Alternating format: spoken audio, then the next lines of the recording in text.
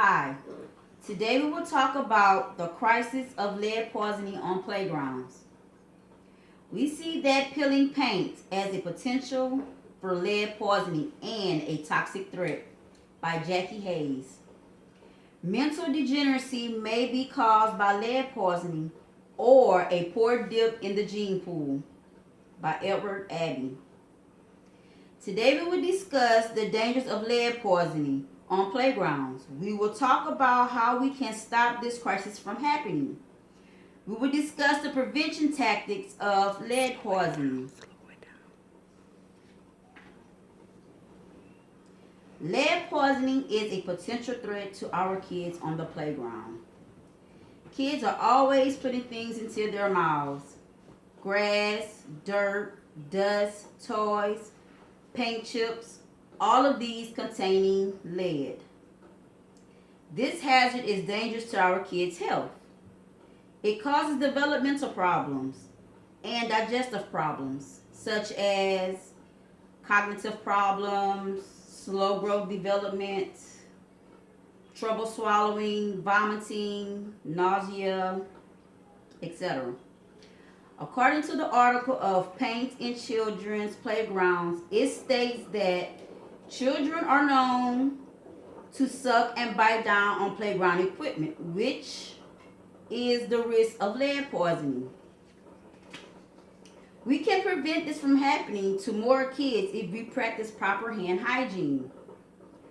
According to Playgrounds and Toxic Threats, it states that to reduce your child's risk of lead poisoning exposure, wash their hands and faces often to remove dirt and soils from outside.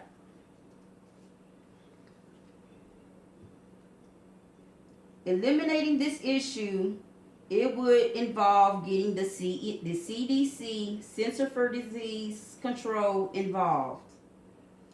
We think they should pass laws about consumers using lead-based paint.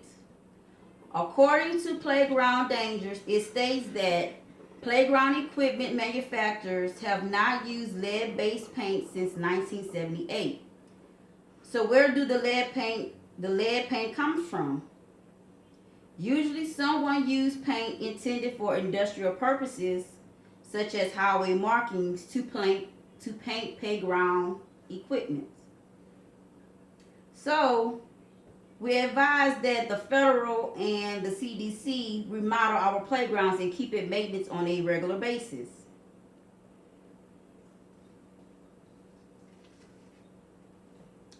Now that we know the dangers of lead poisoning to our kids, we talked about what we can do to prevent them from happening or keep them from arising.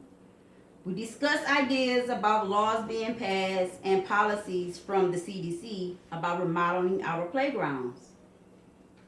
So, action should be taken. If laws are not being enforced about this lead poisoning crisis, we should do protests, boycotts, and petitions. These are ways for the federal laws to enforce these laws. We want our kids to play safe from harm and having a fun day while playing at the park. Thank you.